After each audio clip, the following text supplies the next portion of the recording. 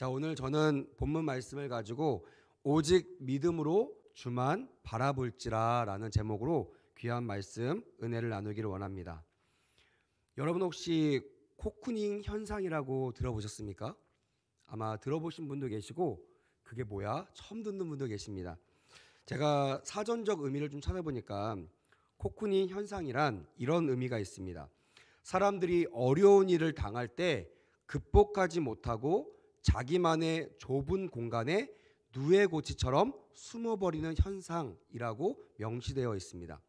그러니까 어려움을 당할 때 그것을 이겨나가려고 밖으로 돌진하고 전진해 나가는 것이 아니라 누에고치처럼 꽁꽁 아무도 없는 곳으로 숨어버리는 그런 현상들을 일컫는 단어입니다.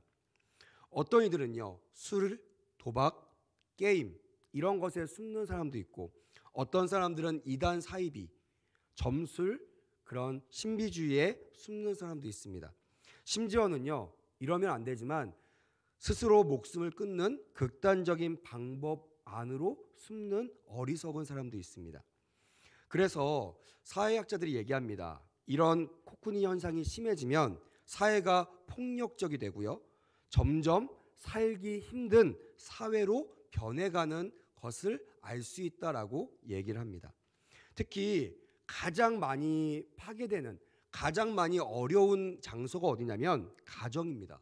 그래서 마땅히 사랑받아야 될 그 가정 안에 있는 구성원들이 결핍되고, 또한 자신감도 상실되고, 그리고 시기와 질투, 그리고 오해가 난무하는 일이 밖이 아니라 정말 스위트홈, 내가 안정감을 마땅히 누려야 될 가정에서 일어난다는 것입니다.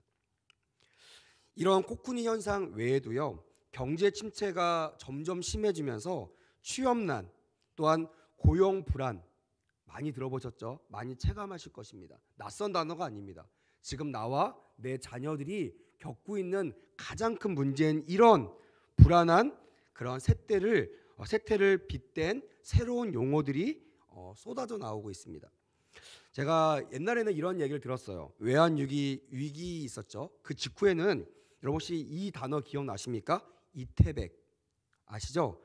20대 태반이 백수다라는 이름으로 이태백이라는 단어를 막 심심치 않게 얘기를 했습니다.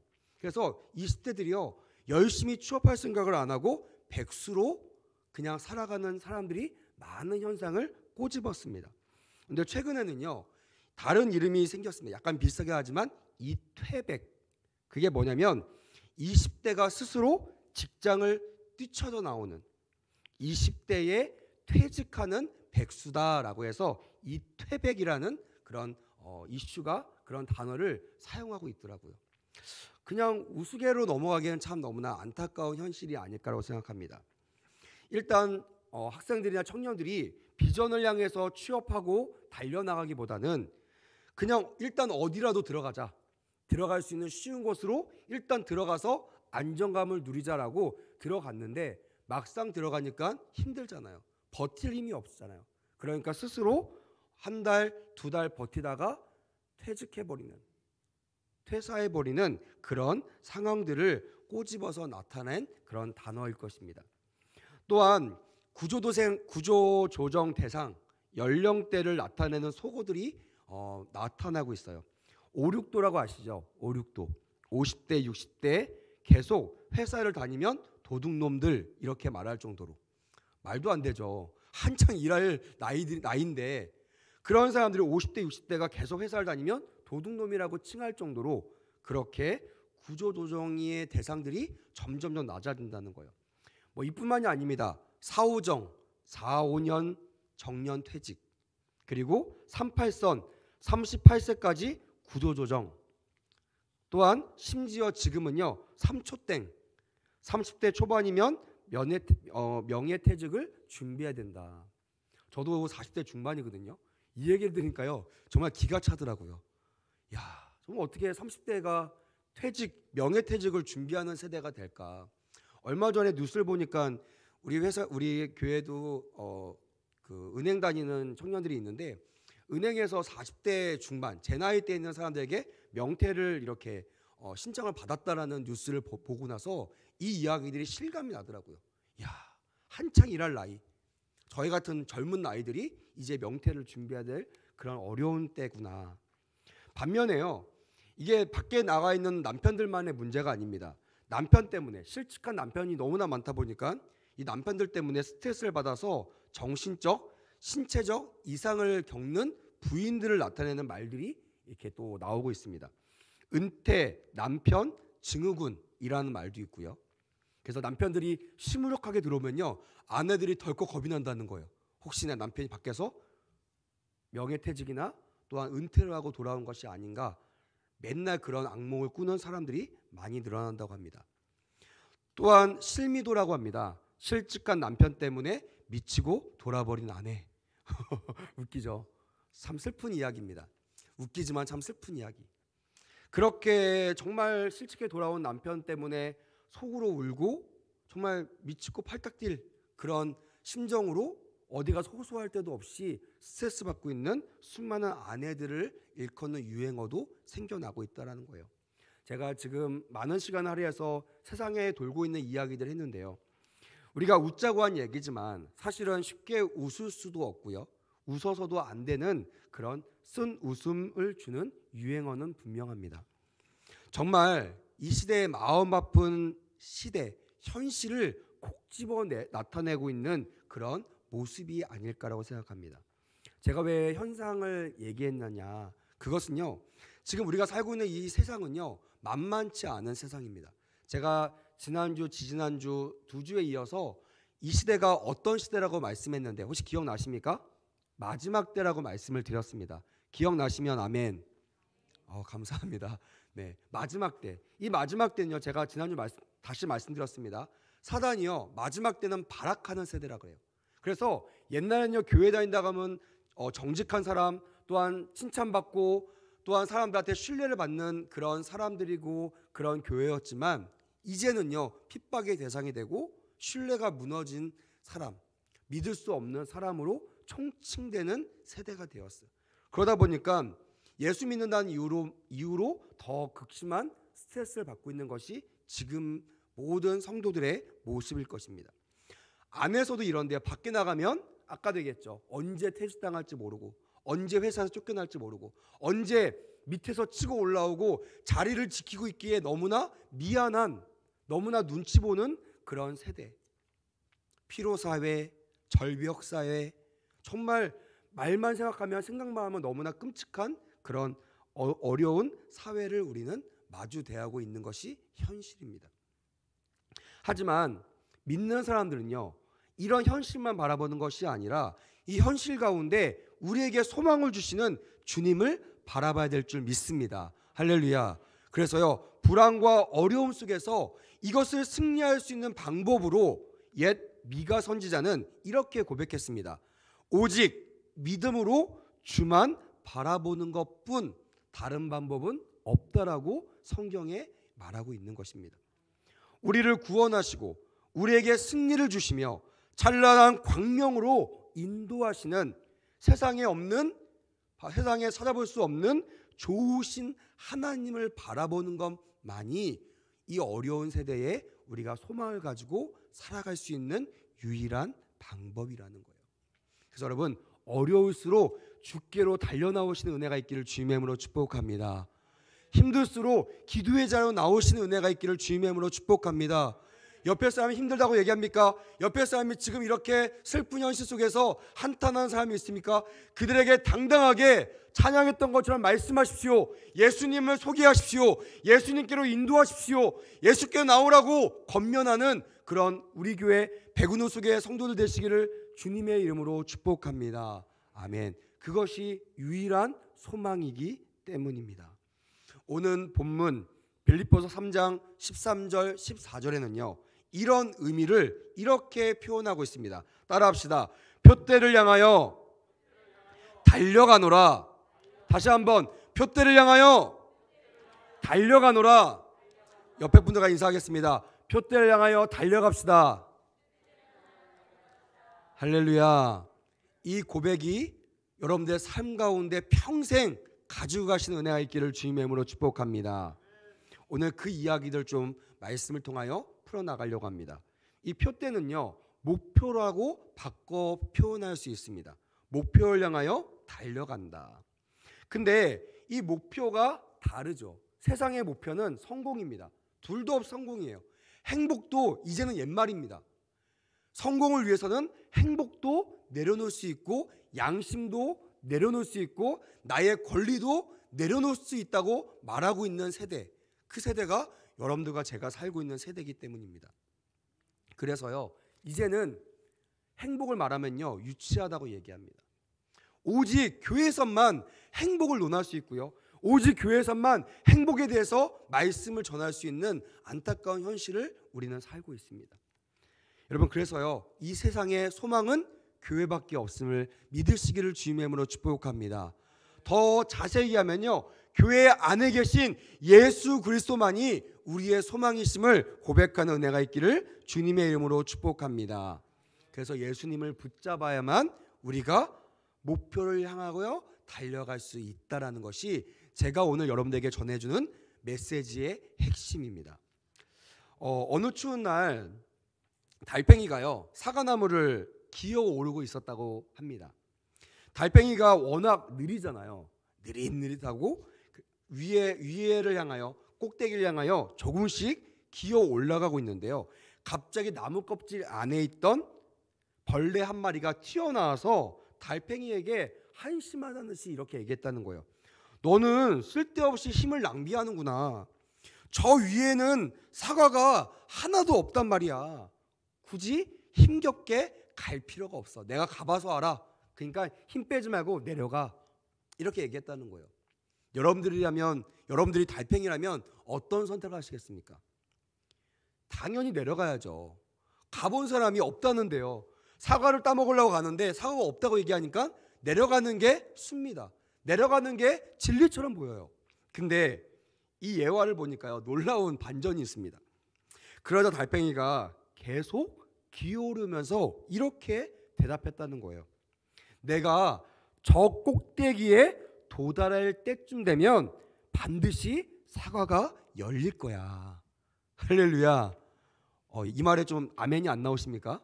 네, 그렇습니다. 누가 뭐라고 해도요, 어떠한 상황이라도, 절망적인 상황이라도 우리가 목표를 잃어버려서는 안 된다는 의미로 이 예화를 받아들이시는 은혜가 있기를 바랍니다. 1933년에요 미국의 32대 대통령, 누군지 아십니까? 루즈벨트 대통령. 이 대통령이 당선될 때요, 미국의 상황은요 정말 최악이었습니다. 물론 그 전에도 별로 좋지는 않았지만 이 대통령이 당선될 당시가 미국의 가장 최악의 경제 대란을 일으켰다는 거예요. 가장 어려운 시기였다는 거예요. 당시 미국 노동자의 3분의 1 정도의 그 인원인 1,700만 명이 실직자였고요, 500여 개의 은행들이 파산되었습니다. 이제 어떤 분위기인지 아시겠죠? 이런 상황, 누구나 불안해하고 누구나 한심 쓰고 누구나 소망이 없는, 망했다라고 누구나 얘기하고 있는 그때에 이 미국의 32대 대통령 루즈벨트 대통령이 당선이 되면서 이런 공약을 발표했다고 얘기를 합니다. 경제회복을 위한 새로운 시도, 다시 한번 경제회복을 위한 새로운 시도라는 선거 공약을 내걸었다라는 것이에요. 사람들은 어땠을까요? 반신반의했겠죠. 설마 당신이라고 뾰족한 수가 있겠어? 라고 의심했겠지만 그는 수많은 사람들의 기대를 얻고 32대 대통령에 당선되게 되죠. 그리고 그 목표를 향해서 무수한 난관을 뚫고 나가서요, 기어이 경제 대공황의 마침표를 찍었다라는 그런 소식들을 얻게 되었다라는 것입니다. 그렇습니다. 여러 가지 이유로 세상은 흔들립니다. 나가면요 좋은 소식 없어요. 아까도 기도할 때 들었죠. 전쟁이 일어났죠. 또한 기근과 지진과, 우리나라 옛날에는 사실 제가 어릴 때만 해도요 지진 이야기 나면요 사실은 별로 심각하게 생각하지 않았어요. 근데 제가 얼마 전에 포항을 갔더니 지금도 오래됐지만 지금도 그 지진의 여파가 아직도 군데군데에 남아 있더라고요. 야, 내가 그 가운데 있었으면 어땠을까? 그래서 지진 이야기 날 때마다요, 두려운 마음이 사실상 드는 것이 사실입니다. 지금 그렇게 아무리 긍정적인 마음으로 다가가려고 해도, 바라보려고 해도 낙관을 점칠 수 없는, 낙관할 수 없는 그런 상황 속에서 하나님께서 이런 세상 가운데 믿음의 사람들을 세워놓으신 이유가 뭘까? 이런 어두움 속에서 매일마다, 매 새벽마다, 매 금요일마다 금요초를 열고 새벽 예배를 열어서 그들이 믿음을 가지고 기도하게 하시는 이유가 뭘까? 저는 종교 지도자이기 때문에 하나님께 매일 이 의문을 하나님께 아뢰며 답을 달라고 구합니다. 오늘 제가 받은 응답이 이겁니다. 하나님께서 왜 이 어려운 시대에 교회를 두시고 말씀을 통하여 소망을 바라보게 하셨는가? 그거는요, 흔들리지 말고 중심을 잡기 위해서라는 거예요. 세상은요 다 흔들립니다. 얼마 전에 한 제자가 저에게 찾아와서 한숨을 푹 쉬면서 목사님 힘들어요. 청년입니다. 당연히 그러죠. 요즘에는 청년을 만나면요 기쁜 얘기로 저를 대하는 사람이 아무도 없어요. 다 힘들어요. 욕이 나오고요, 한탄이 나오고요, 절망이 나옵니다. 그 친구도 그러더라고요. 근데 제가 그랬어요. 네가 그동안 내가 너를 알잖아. 어릴 때부터 너를 봤잖아. 네가 뿌리, 이 땅 속에 뿌리를 깊게 내리고 흔들리지만 않는다면 아무리 비바람이 불어도 곧 바람이 그치는 날이 올 것이고, 그때는 깊이 뿌리 내리는 나무는 절대로 뽑혀가거나 흔들리지 않고 그 자리에 있을 것이야. 나는 네가 그 나무가 될 거라고 반드시 확신해. 용기를 가져라고 제가 권면했던 적이 있습니다. 여기 있는 수많은 우리 성도들에게도 동일하게 권면하고 싶습니다. 주님이 저에게 이 메시지를 준비하는데 저에게 이 마음을 주셨어요. 성도들에게 선포하러 가십니다. 깊이 뿌리를 내리기만 하면 절대로 너희들은 뽑히지 않을 것이야. 절대로 죽지 않을 것이야 라고 선포하는 것을 마음에 새기시기를 주님의 이름으로 축복합니다. 아멘. 예수님이라는 목표가 있기 때문에 세상의 영향을 받지 않고 절대 긍정의 믿음으로 소망을 일으키는 승리의 주인공이 되시기를 주님의 이름으로 축복합니다. 아멘. 때문에요, 우리는 표대이신 예수 그리스도를 오직 믿음으로 바라봐야 한다는 것입니다. 그 목표가 분명하다면 우리는 먼 길을 돌아가지 않고 바로 달려갈 수 있으며, 어려움이 있더라도 절대로 낭망하지 않고 반드시 헤쳐나가게 될 것이라는 거예요. 제가 청소년 사역을 오래 했습니다. 10몇 년을 청소년들과 나누는데요, 수련회를 제가 인도할 때마다 반드시 둘째 날 저녁, 가장 중요한 날이죠. 그 날에 제가 전하는 메시지의 포인트 가운데 꼭 사용되는 예화가 있었어요. 그게 뭐냐면 이렇게 얘기합니다. 우리 아이들은 다 아니까요? 한번 여러분 맞춰보십시오. 질문입니다. 맞춰보시면 좋겠어요. 뭐 너무나 심각하게 생각하지 마시고요. 여러분, 점과 점 사이를 잇는 가장 빠른 길이 뭔지 아십니까? 그렇죠. 수학을 잘하셨나 봐요. 공부를 잘하셨습니다. 다시 말하면 점과 점 사이를 잇는 가장 빠른 거리, 빠른 길은요 직선입니다. 직선. 제가 얘기합니다. 세상 사람들은요 점과 점이 똑같아요. 믿는 사람이라고요, 어떤 사람은 점이 더 앞에 와 있구나, 점이 더 가까이 있는 것이 아니에요. 똑같아요. 출발선도 똑같고요, 종착점도 똑같습니다. 근데 우리가 다른 사람보다 더 낙관할 수 있는 이유, 더 소망적일 수 있는 이유는 점과 점을 잇는 가장 가까운 거리를 우리는 알고 있다는 메시지를 제가 우리 아이들에게 선포합니다. 그게 뭐라고 했어요? 직선거리. 따라해 합시다. 우리의 직선거리는 예수 그리스도다. 다시 한번 더 크게 합시다. 우리의 직선거리는 예수 그리스도다. 믿으시면 아멘. 이것을 믿음으로 받아들이시기를 주님의 이름으로 축복합니다. 점이 멀다고 답답해하거나 낙심하지 마십시오. 그 점을 우리는 세상 사람보다 더 가까이, 가장 최단가로 갈 수 있는 예수 그리스도를 품고 있는 귀한 존재라는 것을 반드시 기억하시기를 주님의 이름으로 축복합니다. 아멘. 그래서 우리는요 행복자고 우리는 선택받은 축복자라는 것이에요. 어려워요. 때로는요 어떤 사람도 막 직선 가다가 뭐 밑으로 내려갔다가 올라갔다가 막 그래프가 왔다 갔다 할 수 있어요. 어떤 사람은 돌아갈 수도 있고요 빠꾸할 수도 있습니다.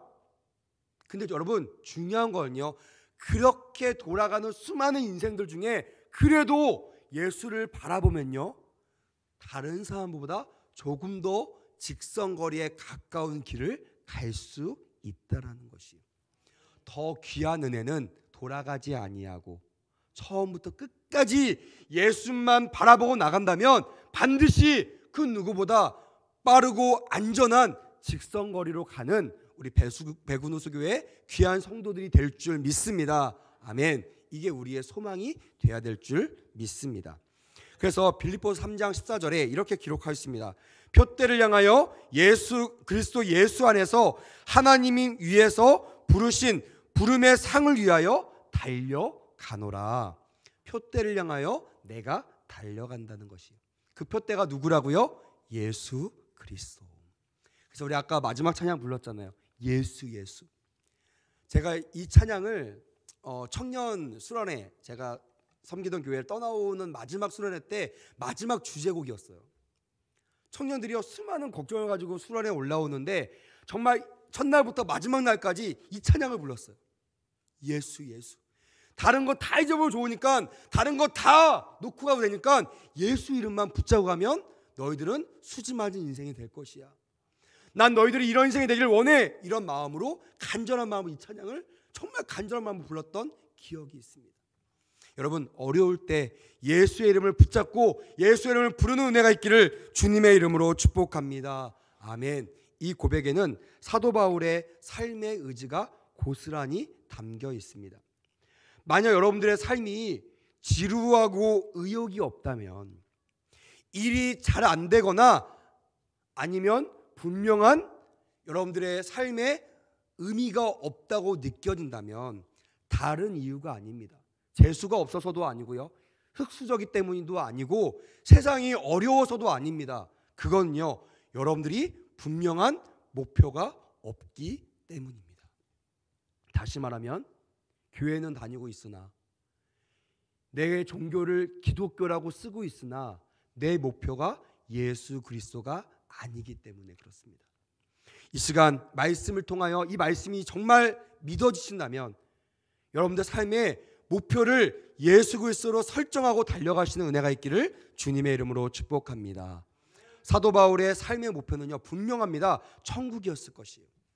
저는 사도 바울의 간증과 이야기를 들으면서요 그가 끊임없이 내세우가 됐던, 그가 끊임없이 놓지 말자고 스스로 다짐했던 목표가 천국이라는 것을 말씀을 통하여 저는 깨닫고 그 말씀의 은혜를 받습니다. 그래서 저는 항상 고백해요. 하나님, 저는 연약하지만, 저는 부족하지만 반드시 제 안에 천국이라는 목표를 잃어버리지 않게 하여 주시옵소서. 그리고 목사니까 내 주변에 있는 사람들이 이 이하수 목사가 누군지는 까먹어도 이하수 목사가 떠난 자리에 천국이라는 예수 그리스도라는 그 그림자, 그 이미지가 기억나는 그런 목회자가 되게 하여 주시옵소서. 여러분, 그런 은혜가 백운호수 모든 성도들에게 임하기를 주님의 이름으로 축복합니다. 요한복음 10장 9절에 주님께서 이렇게 말씀하셨습니다. 내가 문이니 누구든지 나로 말미암아 들어가면 구원을 받고 또는 들어가며 나오며 꼴을 얻으리라 라고 되어 있습니다. 이 세상의 모든 저주를 끊을 수 있는 문, 모든 어려움을 탈피할 수 있는 문, 모든 외로움을 뚫고 나갈 수 있는 문, 누구라고요? 예수 그리스도이심을 고백하는 은혜가 있기를 주님의 이름으로 축복합니다. 아멘. 그 예수를 붙잡는 것이요 땡 잡는 것이고요, 그 예수를 붙잡는 것이 축복이고요, 그 예수를 붙잡는 것이 지금 여러분들의 어려움을 극복하는 유일한 길임을 반드시 믿음으로 확인하시는 은혜가 있기를 주님의 이름으로 축복합니다. 제가 좋아하는 사람 중에 환희제인 크로스비 여사라는 분이 계십니다. 어린 시절 눈이 멀고요. 앞이 보이지 못했습니다. 그녀는 95세까지 맹인으로 시각 장애인으로 살면서 그러면서도 여러분들 저 한 번도 짓지 못하는 찬송가를 무려 9,000편을 지었다고 합니다. 그분이 지은 찬송 중에 제가 좋아하는 찬송 예수로 나의 구주 삼고 찬송가 204장이 있습니다. 거기에 저는 3절을 참 좋아하는데요. 이 3절의 가사가 이렇습니다. 주 안의 기쁨 누림으로 마음의 풍랑이 잔잔하니 세상과 나는 간 곳 없고 구속한 주만 보이로다. 이것이 나의 간증이요 이것이 나의 찬송일세. 나 사는 동안 끊임없이 구주를 찬송하리로다. 할렐루야. 분명히 이분은요 시각장애인이에요. 본 적이 없습니다. 볼 수가 없어요. 근데 그녀는요 영의 눈이 열려서 세상과 나는 간 곳 없고 구속한 주만, 나를 구원하신 주만 나는 영원히 보리로다. 나는 영원히 보입니다라고 강하게 고백했다는 사실. 그 사실이 여러분들에게 도전이 되시기를 주님의 이름으로 축복합니다. 어렵습니까? 돈이 없습니까? 절망 가운데 있습니까? 건강의 문제 가운데 있습니까? 소망이 끊어졌습니까? 여러분 영의 눈을 열어 여러분들 구원하시는 문을 바라보시기를 주님의 이름으로 축복합니다. 그리고 오늘 이 밤에 그 문을 향하여 기도라는 도구를 통하여 그 문을 여는 그러한 은혜가 저 여러분들의 삶 가운데 풍성하게 임하기를 주님의 이름으로 축복합니다. 아멘. 마지막 결론입니다. 제가 좋아하는 단어입니다. 다 아실 것입니다. 노 크로스 노 크라운. 십자가 없는 부활의 영광은 없고 고난이 없는 축복의 영광은 없다라는 의미를 가지고 있죠. 여러분 링컨은요 연구가들에 따르면 일생 동안 무려 27번의 실패가 있었다고 해요. 하지만 27번째의 실패와 좌절을 딛고 그는 승리하여 미국 16대 대통령이 되었고요. 흑인 노예를 해방하는 놀라운 역사의 주인공이 되었다라는 것이에요. 또한 하늘의 비행기를 띄우는 라이트 형제 아시죠? 기록에 따르면 무려 805번이나 실패를 경험했다라는 거예요. 하지만 그는 806번째 우리가 알고 있는 비행기를 하늘에 띄우는 놀라운 업적을 기록했다라는 것입니다. 마지막 토마스 에디슨, 전기를 발명한 유명한 사람이죠. 그는 무려 2399번, 약 2400번의 실패 끝에 드디어 전기를 발명하는 위대한 발명가가 되었다라는 것입니다. 여러분 우리가 지금 고난이 있다라는 것은요 영광이 곧 다가온다는 신호임을 깨닫게 되기를 주님의 이름으로 축복합니다. 단 목표를 잃지 않을 때만, 단 우리가 기도의 문을 열 때만 이 축복의 주인공을 얻을 수 있다라는 것이에요. 그래서 고난의 끝에 축복이 있다라는 것을 기억하는 그 축복을 향하여 기도의 문을 여는 우리 모두가 되기를 주님의 이름으로 축복합니다. 갈라디아서 6장 9절에 우리가 선을 향하되 낙심하지 말지니 포기하지 아니하면 때가 이름에 거두리라. 할렐루야. 때가 이름에 거두리라. 어떻게 할 때? 포기하지 아니할 때. 여러분 포기하고 싶을 때 갈라디아서 6장 9절 말씀을 통하여 포기하시고 일어나시는 은혜가 있기를 주님의 이름으로 축복합니다. 말씀을 맺도록 하겠습니다. 우리는 지금 어려운 상황에 있어요. 정말 승리를 장담할 수 없는 상황이고요. 현실은 지금 제가 이렇게 얘기하지만 저조차도요 당장 이 강대상에서 내려오면 수많은 어려움이 그대로 직면하는 상태로 살아갈 수 있습니다. 그 직면하는 상태로 오늘도 내일도 살아가야 될 수 있어요. 하지만 달라진 건 뭐냐면 낙심하지 않는다는 거예요. 달라진 게 뭐냐면 포기하지 않는다는 거예요. 달라진 게 뭐냐면 목표를 다시 세우고 예수 그리스도라는 문을 향하여 달려나가는 사람으로 변신해 간다는 것입니다. 사랑하는 여러분, 오늘 주님이 여러분들 보내신 이유가 분명합니다. 저와 함께 인생 내비게이션에 낙심이 아니라 예수 그리스도를 찍고 영광의 문을 향하여 같이 달려가라고 오늘 이 자리에 우리를 불러 모아주신 것을 고백하는 은혜가 있기를 주님의 이름으로 축복합니다. 아멘. 그렇게 고백하셨다면 우리 기도합시다. 다시 한번 목표를 설정합시다.